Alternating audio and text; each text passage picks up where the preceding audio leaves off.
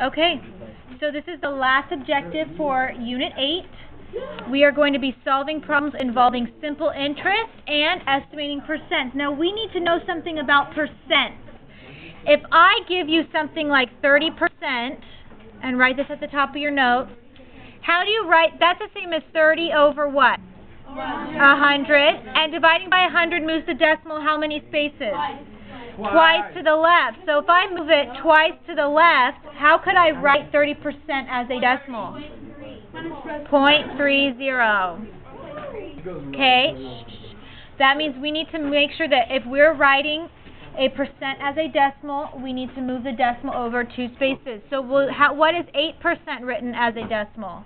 0.08. You need to move the decimal 2 spaces. Okay? So make sure that we move the decimal over 2 spaces. Now, when we are working with interest, we are going to be using percent, but we have to use it as a decimal. Okay? We can't just use 30 for 30%. We have to use 0.30. Okay? So what is the formula for simple interest? The formula for simple interest is interest equals principal, which means the amount you start with, times rate, which is the percent, and we have to write the percent as a decimal, times time. How long are we calculating that interest? Okay, what is interest? Can anybody explain it to me? Brittany? It actually works both ways. If I put money into a bank, they give me an interest rate for keeping my money there. And over a certain period of time, I actually earn extra money because I keep my money in the bank. It works the opposite way too. If I borrow money from the bank, they charge me interest, which means however long it takes me to pay them back, I end up having to pay them a little bit extra too. So if I borrow, say, $1,000 from the bank, I have to pay back that $1,000 plus whatever I owe in interest, depending on how much time it took me to pay off that $1,000. So when you borrow money, you end up having to pay back more than what you actually borrowed. Okay, and then it works the same way if you are banking, putting money in the bank, except this time you are earning more money because you're banking with that bank. Does that make sense? Yes. Okay, so all we have is some examples for this. For the examples, you do not have to write all of the words, but you do need to write down the information. We will do that together, okay? So example 1, John put $4,000 in the bank at 7% simple interest for 6 years. So I'm going to, on all these problems, be given the principal, the amount that I started with, what the interest rate is, and the time. So $4,000, is that principal, rate, or time? Principal. That is principal. So all you need to write is principal, $4,000. And because we're working with money, you need to make sure that you always put the dollar sign. Okay, because if you just give me an answer, I don't know what that means. Okay, rate is what? 7%. So how do I write that as a decimal? 0.07. Good. And time is 6 years.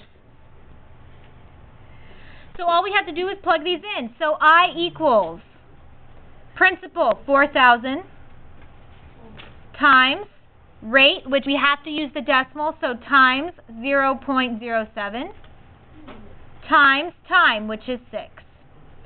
Okay, now, you may use a calculator on this. However, I still need to see every single step.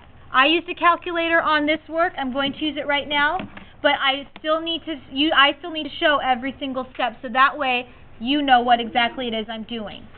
Same way on your homework and on the test. I should not see just a blank paper with just answers. I need to see every single step. Setting it up is the first step. So this is I equals 4,000 times 0.07. 280 times 6. So even though I'm using a calculator, I'm showing all my work. So this is what I expect of you on your homework and on tests. Got it? Yeah. Okay. 280 times 6 is?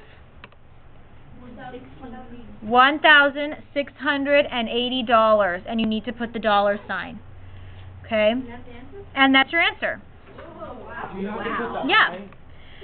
So when John put yes, you need to put the I. When John put $4,000 in the bank, after 6 years, he actually made $1,680 more just by having his money sitting in the bank. Yeah. Not too bad, right? Okay, so example 2. This is going the opposite way. Carrie borrowed $500 at 12% simple interest for 1 year. If she made no payments that year, which means that she had borrowed the money for a full year, which means her interest is not going to be any less than 12%, how much interest will she owe at the end of the year? 500, is that P, R, or T? P. So P equals $500. R equals what? 12%. 12%, which is? 0.12. And T is? 1 year. Okay. You can put YR. Put YR. Okay.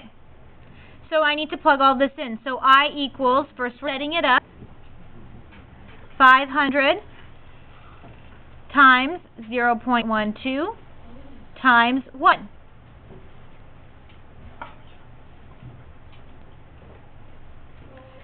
So I equals 500 times 0.12 is 60 times 1. So I equals what? 60 what? Dollars.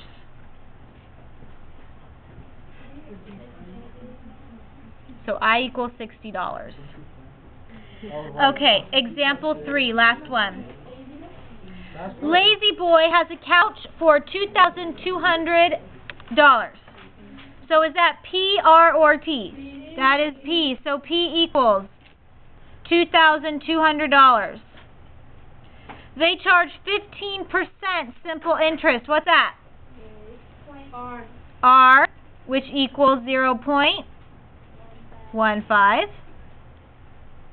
How much interest would you owe at the end of 2 years? So T equals 2 years. I want you to do this on your own. Okay, so I first need to plug everything into the equation. So what did you get when you plugged everything in? Who can tell me? First step, I equals what? 2,200 times 0.15 times 2. Okay, so I equals, what's 2,200 times 0.15? 330 times 2. So I equals? $660. $660. Good. Good. Okay, you may use a calculator on this to make sure that your calculations are correct, but that's pretty much it. Yeah. How do you guys feel? Good. Right. Awesome. Right.